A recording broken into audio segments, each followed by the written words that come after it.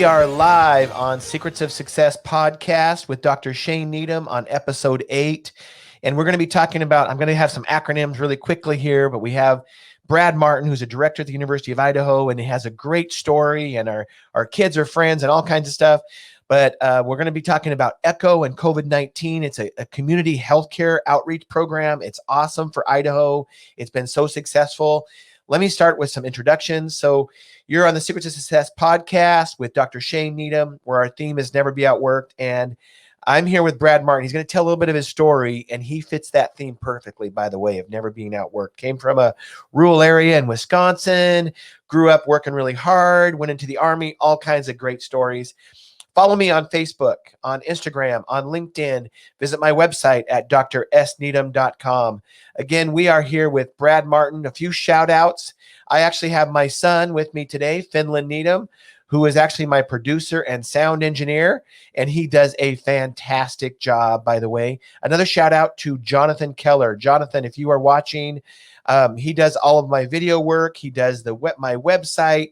He does a fantastic job. If you ever get in touch with me, you can probably find him on Facebook as well. But if you ever need any of that kind of work done, look him up. So thank you, everybody, for joining us. It's going to be a great, great show. We have just a great show to talk about community outreach in healthcare in rural settings, just like Idaho needs, and a lot of the country needs. So I'm hoping that we can take this program that we're going to be talking about today, that Brad's going to be talking about, and maybe people can model it for the rest of the country because it is hugely successful.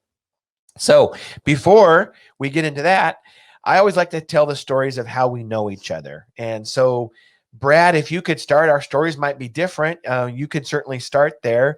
What is the story that you remember of how we first met? Well, if I'm not mistaken, I think it was in McDonald Elementary cafeteria where our kids were going to school. I think that may have been the very first time that I actually met you. I think we were all stuffed in there for some type of elementary school event, and my wife had met you beforehand, and I think she introduced us. And that was I think the first time we actually met was. I forgot about that. Am I wrong on that? That's correct. Yeah, that's correct. Yeah. It's great how relationships and connections work. Yeah, that's right. And then why don't you tell a little bit of your story, and I'll chime in as we kind of connected in different ways as your career changed and as our lives changed and so on and so forth. And then I want to tell a really important story that I think is important. And so yeah, why don't you tell your story? I think it's very important. So Brad is from Wisconsin, born and raised in Wisconsin, correct? Yeah. And yeah, I'm born and raised in a tiny little town in northern Wisconsin called Tomahawk, Wisconsin, where there's about 3,000 people in the town. Born and raised there, went to high school there, the whole thing. My dad was in the Marine Corps, and then got out of the Marines, and he was a carpenter for really kind of the rest of his life. My mom worked a little bit in healthcare, and kind of dabbled around in a few different jobs and stuff. And I kind of always thought I would.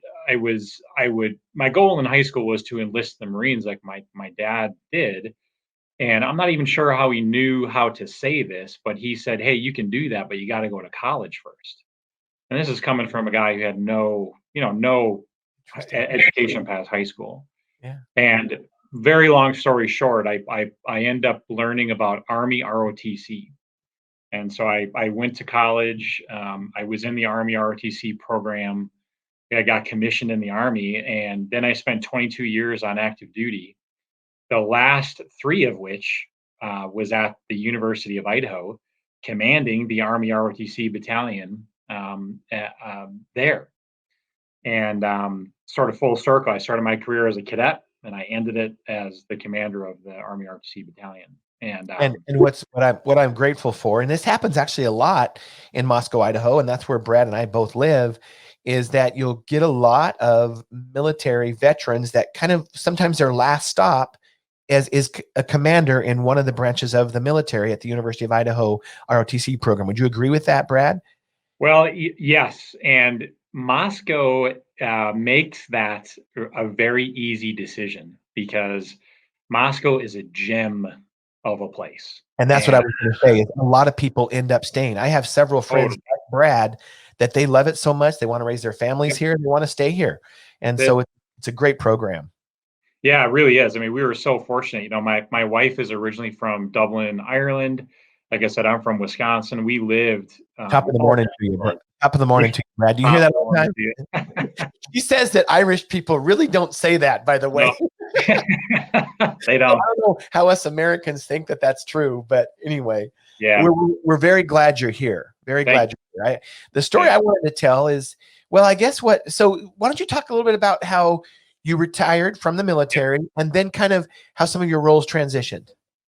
Yeah. So, to be quite honest with you, I was really nervous about retiring. I mean, we knew we wanted to stay in Moscow.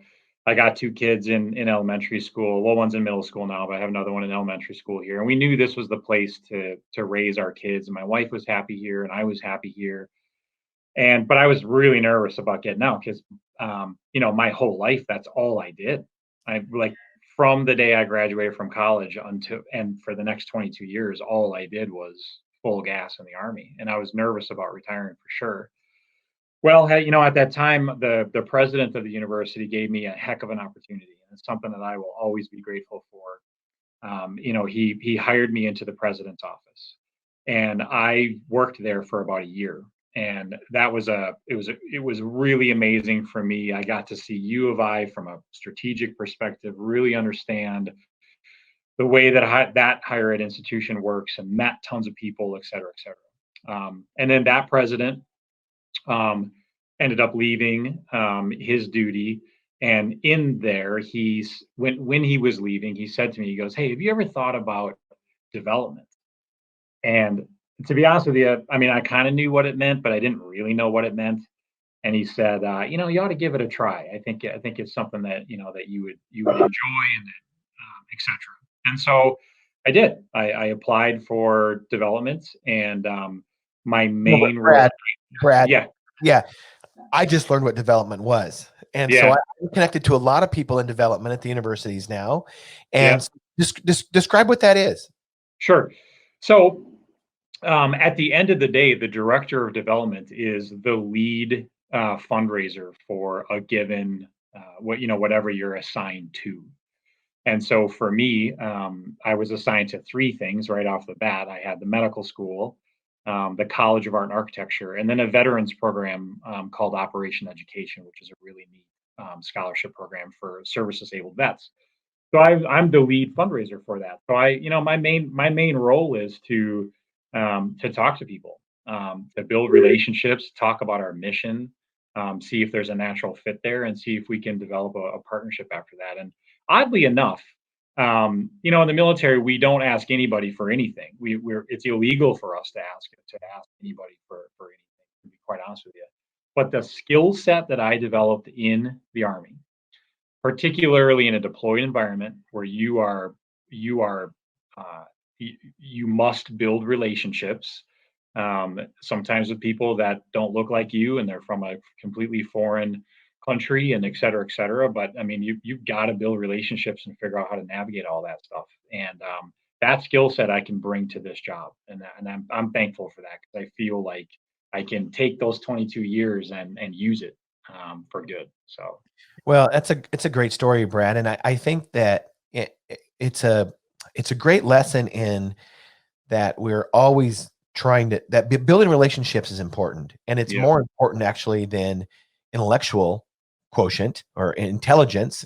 And we call it emotional intelligence, is when you're building relationships and self-awareness and relationship management and all those things. And that's what you're doing. And I mean, Brad is a very humble guy, by the way. And I want to tell the story and how it kind of relates to what he just said. He said that, because I think he's very successful in what he does, and he always has been, and he always will be. And that's what really connected me to him. I was like, he was transitioning from the ROTC program, from the Army. And he had these great military, stories and just crazy stuff.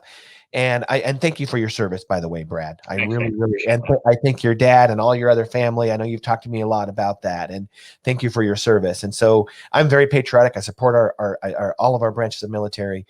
And so when he was talking to me about these things, I was just like, there's something about this guy that no matter what he does, he's going to be successful. And I gave a TED talk last year in April sometime, so just about a year ago. And Brad actually came to the talk, and it was at the University of Idaho. And I guess my theme was never be outworked, and that's kind of morphed into a lot of different things.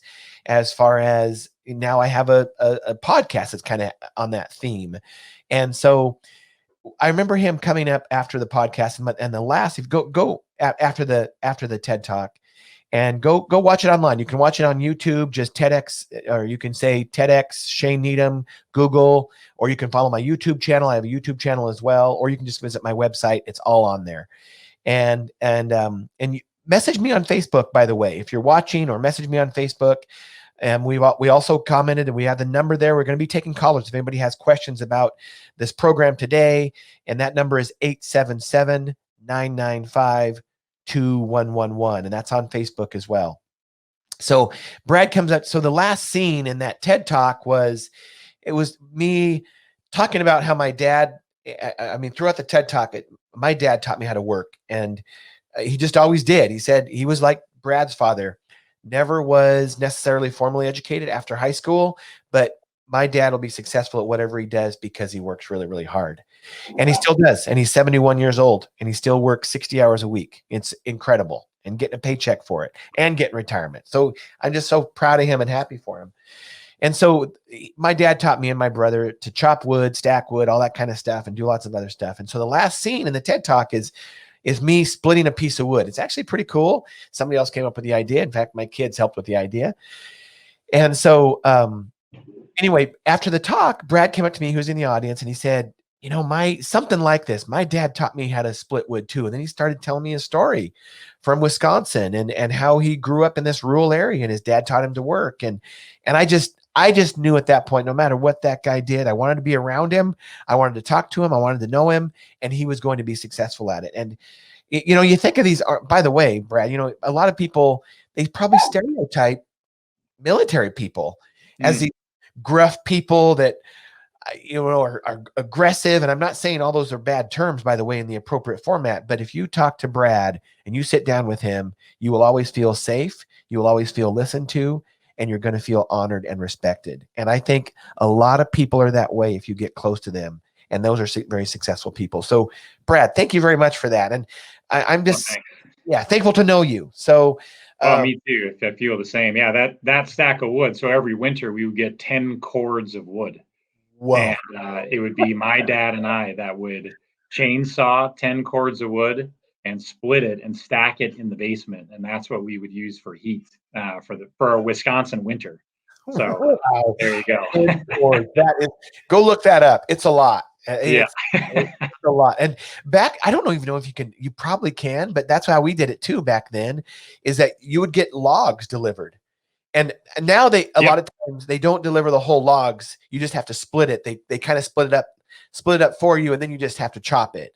But yeah, back then it was chainsaw, splitting, and stacking. Now it's pretty much just splitting and stacking. And they even have automated splitters now, which is really cool. I support all that stuff. So anyway, but just great. And thanks for all your support, and thanks for being on the show today.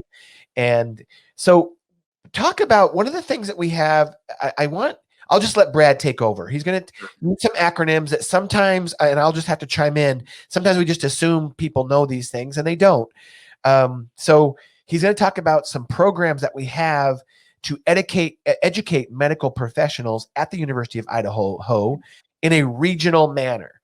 And then we'll talk about sub-programs of that. So they're going to be called WWAMI and ECHO. And so, Brad, can you talk about those things and how you're involved in them, and then how they're connected to the University of Idaho? Love to. Thank you for the opportunity, for sure. So a date that will often surprise people is 1972. The University of Idaho became part of what is the WWAMI program.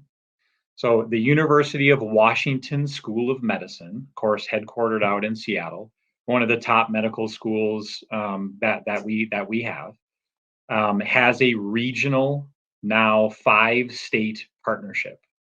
And WWAMI stands for Washington, Wyoming, Alaska, Montana, and Idaho. And that's what that acronym stands for. And we at the University of Idaho are that partner with UW School of Medicine. So precisely what that means is we are, in fact, Idaho's medical school. We are the state-supported medical school in Idaho. On the University of Idaho's campus, we have 80 medical school students at any given time for the first 2 years of medical school. For the second 2 years of medical school, of course, that's when they're doing their clinical rotations, most of which now can be done in Idaho, which is also fantastic. The idea behind the regional model is that these states have this medical school that is receiving world-class medical and curriculum from UW School of Medicine. And the really interesting thing about it is that all 80 of the medical school students that we have, they are all residents of Idaho. And that's how the regional model is built. So we have a pretty good return rate. So 51% of the Idaho WWAMI grads return to Idaho to practice medicine, which is well above the national average. And if you look at the 5-state WWAMI region, 75% of the grads from that region return to the region to practice. So there's a really high success rate there of bringing those medical school students back to the region, and in our case, to our state. And I think that's important. Let me chime in there. I think that's so important. And I'll tell you why I think it's important. And I want to hear from you too. So obviously, each state in our United States is different. Idaho's different than Vermont, different than New York, different than California. They each have their unique needs, their unique demographics, their unique cultures. And I think that's the beauty of the United States, by the way. I think that's wonderful. And what I like about this program is that, let's just say they didn't have the WWAMI program, and somebody from Moscow, Idaho, or somebody from Boise, Idaho had to go to University of Washington or Stanford or Harvard, whatever it is, the chances of them coming back to Idaho to serve are much less. And the problem with that is, not only do you lose that education and that expertise, but I think even more important, you lose that culture. You lose somebody that grew up in an area where they totally understand it. So what may happen is you may transplant sometimes an MD to our region that doesn't necessarily know as much about our culture, about our demographics, about all that. And I think it's important, no matter what area you're in the country, to try to build within that area to keep people there, because I think that's just good for them. And I mean, of course, attract other people as well. But would you say that that's probably true, and that's why it's important to have the WWAMI program at the University of Idaho for Idaho? Well, you absolutely. And on top of that, Idaho, this is all obviously public information. Anybody can look this up, but Idaho ranks last or near last in many medical categories. And there are several layers to that. So, we rank 49th out of 50th in physicians per capita. At last look, we were 51st out of 51st in behavioral health providers per capita. When you start to layer things, you can see the complexity and why U of I WWAMI is so important. So you have those statistics. You lay on top of that Idaho has the fastest growing population of any state in the United States. You lay on top of that the healthcare workforce that we do have is nearing, a large portion of that is nearing retirement. There are many layers that make the urgency behind our program even more important. And like you said, Shane, Idaho is it's a unique and complex environment. I mean, you have everything from Boise, which is very urban and all that other kind of stuff, to areas that are very, very rural, Very. very cut off from any type of urban areas, and that's an environmental understanding and awareness that you just can't drop into and then say, well, I get this. I mean, Absolutely. it takes a while to kind of figure all that out. It's definitely true. So there's the WHAMI program. Yep. Now, describe the ECHO program within the WHAMI program. Yes. So this is a really interesting story. So Project ECHO. So ECHO stands for Extension for Community Healthcare Outcomes. And in 2001, in New Mexico, there was one doctor that had specialized knowledge about hepatitis C. And there were actually people dying waiting to see the one person in New Mexico that had the specialized knowledge about how to treat hepatitis C. So that doctor said, well, this is just crazy. I need to start disseminating my specialized knowledge out to as far and wide as possible within New Mexico, because people shouldn't have to wait to see me. They could see their primary care provider that can treat the same way that I can. So he started Skyping and doing these other things back in 2001. Well, fast forward to now, that has now turned into what we know as Project ECHO. And it is housed at the University of New Mexico. It is a worldwide program now. Many states use it, not just for medical stuff, but for other things as well. But 2 years ago, in March of 2018, the director of our University of Idaho medical education program knew that ECHO needed to be in Idaho. It's the perfect program for the landscape that Idaho has. And so we became a replication partner for with the University of New Mexico. So we're fully licensed and fully trained and the whole 9 yards. But in March of 2018, we started our first programming. And what we run is behavioral health and primary care, opioid addiction and treatment, perinatal substance use disorder, and we started COVID training. And we didn't dream those topics up. We had actually surveyed the states and we saw what the needs, the biggest needs were at that time. And that's what we centered our programming on. And so, in a nutshell, what it does is we assemble a panel of experts that, again, this is all done in an Idaho context. And back to your point, it's really the beauty of the program. So we have assembled a panel of experts that has the specialized knowledge in those topics. Every couple of weeks, every week, depending on the programming, could be every week or every couple of weeks. That panel assembles, and free of charge. So any medical professional, you're talking anybody from a social worker to a medical doctor to a pharmacist to everything in between, can attend these hour-long sessions free of charge to them. And the sessions are broken down into kind of two parts. One is a didactic lecture about a given topic, which of course is very important, and that's that specialized. These people have this specialized knowledge that they're training. Say the rural healthcare provider that may not have that specialized knowledge. They're training them through that didactic lecture. But really, where the magic of the program comes in is there are de-identified case studies that are talked about in these sessions. So, yeah, I'll give you an example. One where I knew this is the program, or this is the magic of ECHO.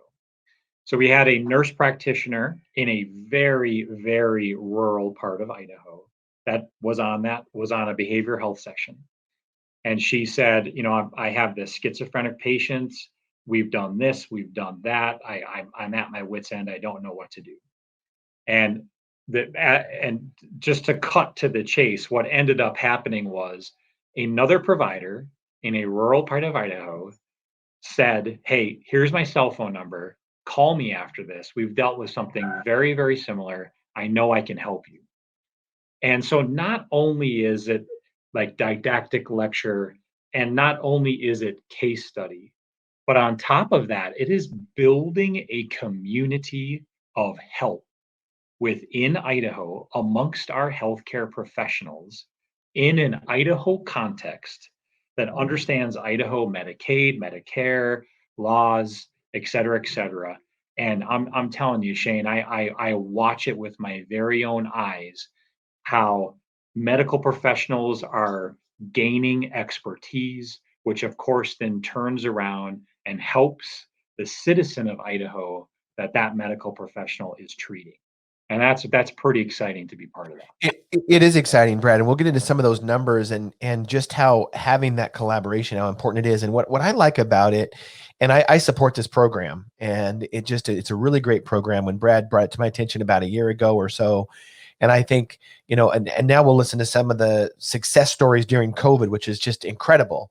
But what I do like about it is that this is working in a way that is 2020 technology and connection. Correct. And I struggle with traditional medicine or traditional. Well, we're seeing this we're seeing this even in my industry in science that, well, now we can't go to conferences. Now we can't, because of social distancing, and we can't get together as groups and everything, but we're Zooming now. We're doing, we're getting together online. We're connecting with other people in other ways. And I'm not saying that is necessarily the best way, but it's another way. It's another way to connect when you can't get together. And it's just, so you got to think, to put this in context for people who may be watching from around that aren't familiar with Idaho. If you're in northern Idaho and you're next to the Canadian border and you drive to southern Idaho, what is that, Brad? 10 to 12 hours? Oh, it's 12 hours for sure. Probably 12 hours. It is a big state. And and sometimes these locations are, they're in the middle of nowhere, and that's okay. This is what people want in Idaho. I like that about Idaho. But the difference between northern Idaho and southern Idaho and having to connect and so on and so forth is so different, but we have the technology to do it. And I love this collaboration that you guys have put together because it does connect people. And I like that you gave the story of the MD that said, call me. Yeah. Here's my cell phone number. Call me. I love that. That is, and they're probably going to be connected for the rest of their careers. And I think that's awesome. That's what it's supposed to be. So about this collaboration and how it was set up, and it's only been set up for 2 years in Idaho anyway. And talk about what was fascinating to me and why I wanted Brad on my show during COVID-19 and the quarantine is he probably called me about a month ago and said, "Oh, Shane, we just had a COVID-19 call and there were X amount of people on the call. And there used to be only Y amount of people." Incredible. And so talk about that. Talk about the differences of before COVID-19 and after, and how important it was that the program was already set up. Could you imagine if the program wasn't set up? And we'll get to what some of those topics were during COVID-19, what the calls talked about. But talk about that success right there, just in the increase.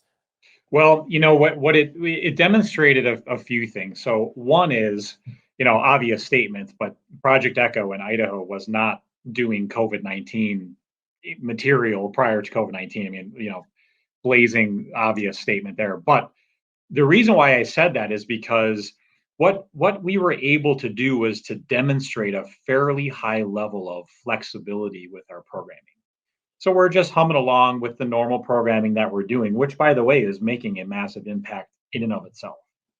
But then, COVID started coming around, and it's creeping closer and creeping closer.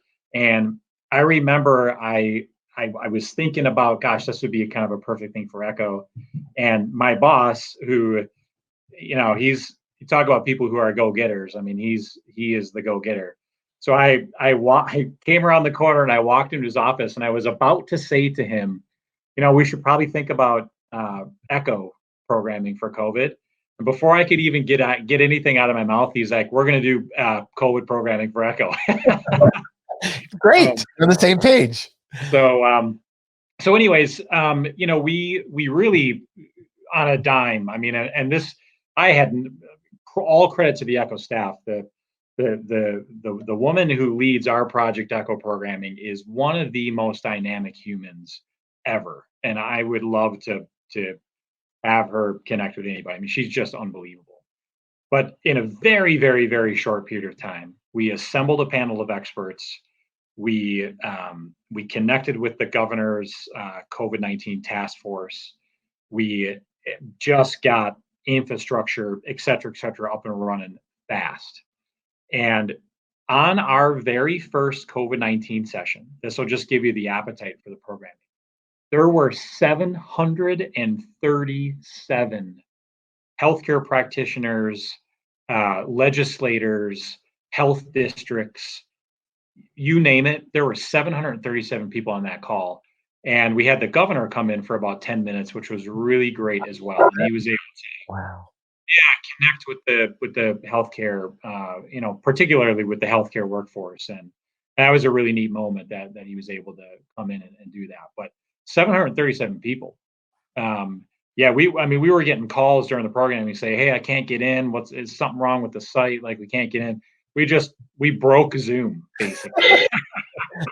Wow. I mean, that's a great success story. And I mean, before that, not that to say that that's not that it wasn't successful, but before that, on the behavioral therapy calls and so on and so forth, we did about 10x less than that, correct?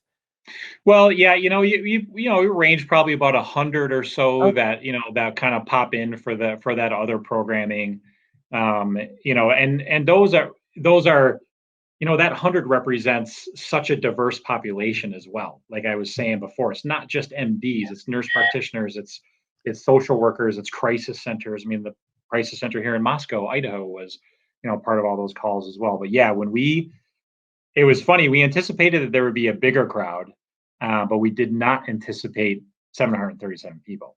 Well, congratulations. That's wonderful. So tell us about what those calls were like. And I understand that you used to have calls monthly, and now during COVID-19, you're having them weekly. Is that correct? So generally for our other programming, those would really go every 2 weeks. Okay. And, we try to do that during lunch hour and take into effect, again, going back to what makes Idaho complicating is we have 2 time zones here, for those that don't know that. And that makes it complicating for us to run programming because we're trying to target lunch times. And lunch times are different in the north of Idaho and in the south of Idaho. So there's that. But we, in our other program, we run it every couple of weeks. And this programming, when COVID started, we started doing those twice a week. And we did twice a week for about a month and a half. Wow. And now we're doing it once a week. And we can kind of decrease that over time. We'll shift with the environment. If the environment needs us to do more, we will. But now we've gone off of twice a week, and we're doing once a week now. Wow. Talk about those calls during COVID-19 early on and how they've changed, and talk about what the actual topics were during those calls. Yeah, sure. So, the very first calls was really about an appetite for, like, what is going on and what's happening in our state, what's happening in other areas of our state. One of the people that we had on the panel of experts was she's actually a U of I WAMI grad, which is kind of cool, but she is on the governor's COVID-19 task force. And so people were just hungry for, like, what's happening, what's going on in the state. What about PPE? Where are we with that? Then that started to really develop. So then we had people that were talking about the biology of COVID-19. What does COVID-19 mean? And, like, bigger words than I know how to say, but when you're talking about cells and et cetera, really studying and, like, what does that mean that we have COVID-19? We actually, interestingly enough, at the University of Idaho, and I didn't know this before that, but we had her on one of the ECHO programs. Her area of expertise is coronavirus. That's what she. Wow. Now, where was she? Where'd she get her education? I can't recall off the top of my head where she got her PhD from. And she lives in Idaho now. Oh, yeah. Oh, she lives in Moscow, and she's Awesome. a part of the College of Science right here at U of I. Got it. Yeah. Okay, awesome. That's awesome. So she was talking about, really, really detailed level about coronavirus and compare that to SARS, et cetera, et cetera. And then we were really talking about those case studies, and that became very important because we were able to bring in people from Sun Valley, where really that you could argue that that's probably the epicenter of Idaho was Sure. Sun Valley. We were able to bring on MDs from Sun Valley who were in the middle of it, and they were able to get on these echo sessions and say, "Hey, look, here are some of the symptoms that we are seeing that we did not anticipate at all. Heads up, rest of Idaho, that if you see these symptoms, maybe you should, test for this or, look for this." And real time, the thing about it is, it reminded me of the Army because, we hunger for real time intel. And this is real time intel that the ground force, if you will, the medical professionals on the ground were able to get real time intel and use that to operate in their environment. And that was just so darn awesome to see. That is great. And so what do you, one thing I want to add is that, it might be hard for some people to understand, but the science and the engineering as examples at the University of Idaho, I mean, I'm very in tune with their programs, being a scientist myself and working also with the engineering departments as well. Top notch globally, top notch. I mean, they're incredible, and not only the academics that work there, the professors, but the research that is there. I mean, Idaho is a land grant institution. I mean, it is a research institution. So really, real cool things are happening there scientifically, and so it's amazing. So it always does surprise me when you have a coronavirus expert, at University of Idaho. But then I think about it, and I'm actually not surprised. Yeah. There's really, really good science at the University of Idaho. And so what great information. And so what do you think was, as you learned and as these calls progressed and echo, and as these collaborations continue to happen, and maybe there was less and less fear every week as we saw what was happening in Idaho, and we get more and more information for Idaho and what's applicable to Idaho. But what do you think was the call to action? What do you think could you come up with a theme there, Brad? Well, I mean, again, that the rural mindset, I think it kind of comes back to me here in this moment. And I'm not saying that isn't any different than what any other medical professional will do. But what I saw was a group of professionals in Idaho that were hell bent on doing the best that they could possibly do for their patients in this state. Yeah. And they were hungry for info. They were hungry to collaborate. They were hungry to connect, all in the mindset of what is best for the patient. How can we rally around this pandemic? What can we do to do the best job that we possibly can?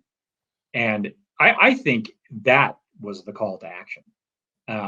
Just a true desire to be the best that they possibly could be. I think that's great. I think it is. It's a mindset. And I think that's why it's important with the WWAMI program at the University of Idaho.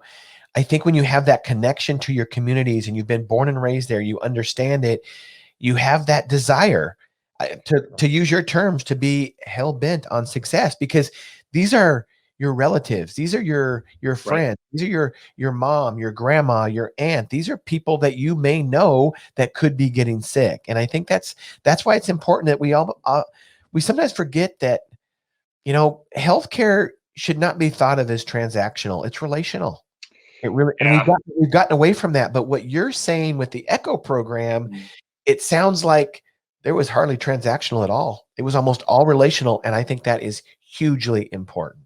Yeah. It truly is. I mean, when you see these professionals conversing, with each other, and the, hey, call me afterwards and stuff. That was really neat. And to your point there, I was just thinking when you were talking about small town communities and such.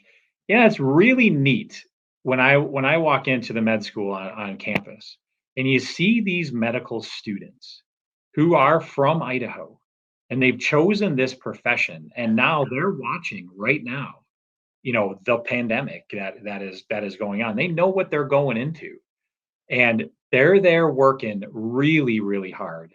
And you talk to some of them and say, you know what, I've dreamt about this. I want to get this medical degree, and I'm going to go back to my hometown, and I'm going to be the doctor that is there, that's helping my community, etc.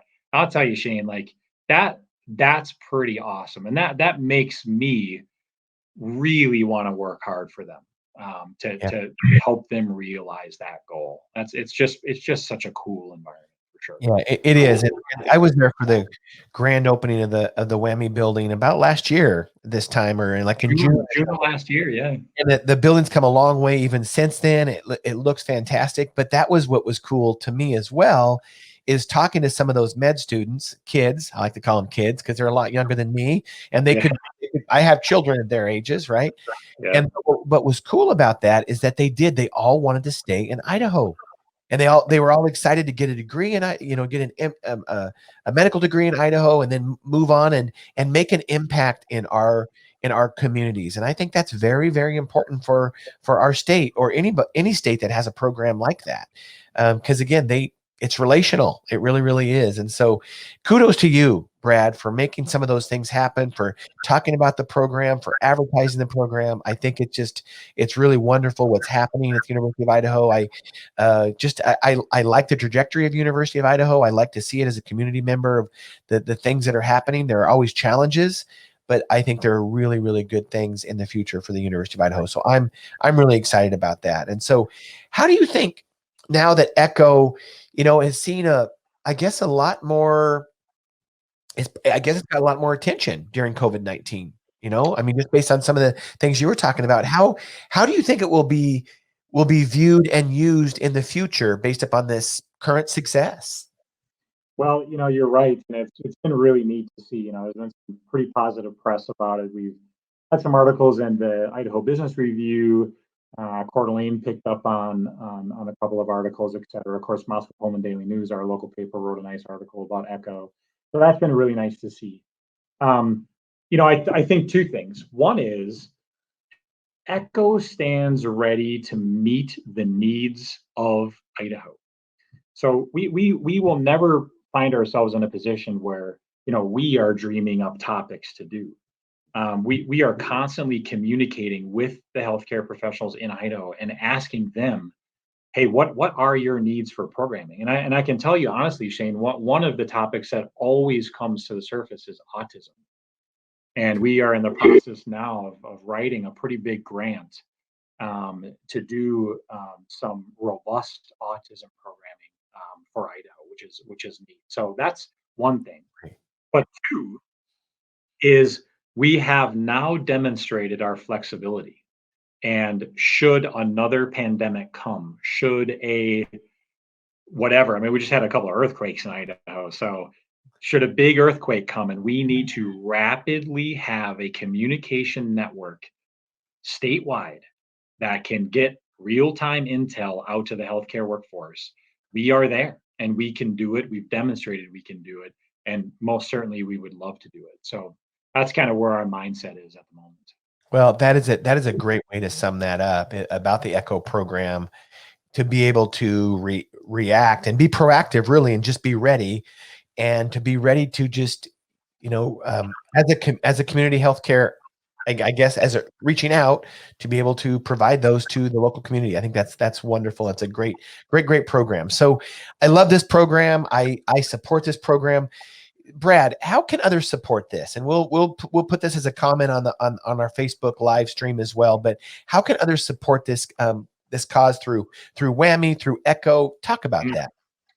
Well, I'll tell you, there are so many different ways in which one could support University of Idaho, WWAMI Med School, Project Echo, etc. The easiest way is just to get a hold of me, and I'd be happy to walk them through. I guess on the Echo side, there's a couple of ways. One is, if you're listening to this program and you're a community member, ask your healthcare professional if they know about Echo and if they're tuned into Echo.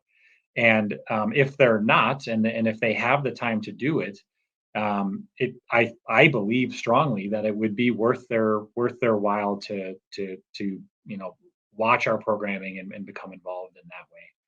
And so I love that approach. What would be the pitch that we give to our own healthcare providers to say, hey, as a consumer and you as my MD or as you as my healthcare provider, I would like you to be a part of this, and I think it could help. What would the pitch that we would tell them? What would that pitch be? Yeah, so really, I think the pitch is pretty simple. The pitch is, if you want to gain specialized knowledge in issues that are most important to the healthcare professionals in Idaho, and you want to do that, and if you're in Southern Idaho, if you want to do that over your lunchtime, and if you want to do it for free, and you want to get some continuing medical education credit for it, tune into Echo sessions. And that's true. I mean, all of that is bang on true. And if you want to build and not feel so isolated and build a community and a network of medical professionals, all of that is at the ready in these Echo sessions as well. I mean, I watched the chat channel on these things, and you can see them chatting back and forth. Hey, call me after this. Hey, I got a great idea. Hey, I want to send a patient down your way. Can you take a look at this, or be on the outlook for this? I mean, it all happens in those sessions, and it's all good. I mean, there's literally nothing bad that could come out of tuning into Project Echo. That's for I sure. love that. I love that. That is such a very relational, very Idaho. I think it's the way that collaboration should be done. That's the way knowledge should be gained. I think it's always easier to gain knowledge through other people than having to go to journals and conferences and seek it out yourself, because you can ask those real-time questions. That is awesome. Well, thanks for putting that program. Thanks for leading it, directing the development of it, supporting it, Brad. Thanks for all you do at the University of Idaho. And so we're wrapping it up here. And one of the things that I want to ask you is, our theme is never be outworked. And I know your story, just being in the military for 22 years, I can't even imagine the never be outworked attitude you must have had to have. And that might be a whole nother podcast where I have you on to talk about some covert operation that is now declassified or something. I would love to hear that, by the way. And I love the ROTC University of Idaho plaques and medals in your background there. Congratulations, and very, very proud of you, by the way. And thank you for your service. One of the things on our theme of never be outworked is, I think that, and you and I have probably talked about this mindset, but there's really no such thing as failure. That failure, you're only learning from it, and if you get back up and you learn from it, it turns into success. And so, do you have an example in your life of where it may have externally, somebody may have looked like, ooh, wow, Brad failed. Maybe you even internally thought, man, I failed. But it really, you look back on it, and it was a blessing, and it really made something more successful, or it turned into success. Can you explain something like that, Brad? Do you have an example? Oh yeah, geez. Well, so I have a couple thoughts about that. The very first example is when I first went into the Army. Of course, I was a brand new lieutenant, and pretty high energy, pretty fired up, and got myself in trouble. And as they say in the Army, you get pulled onto the carpet. And there I was, brand new lieutenant, first unit, and I'm standing in front of my battalion commander's desk, which is not good. And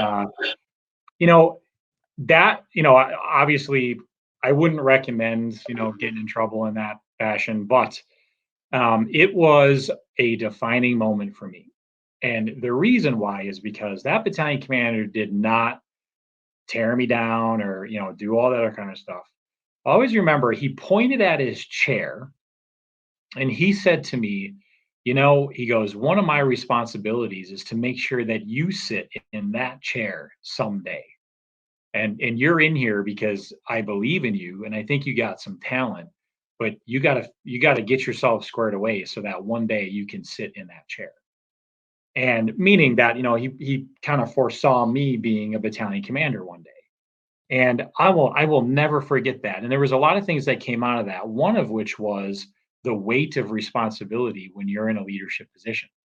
And that one of your jobs is to, for the people that you have influence with, is to get them to to take your job someday, to develop them and believe in them and get them to take your job one day. And that I'll never forget that. It was a great lesson learned for me. And I think as I look back at particularly my Army career, there was a lot of things that at the time I didn't think went right for me. Like I wanted to get into this particular thing and I didn't make it. And then I had this desire to go over here and do this other thing and I wasn't selected for that. And at the time those were very difficult pills to swallow and I was really bummed about it.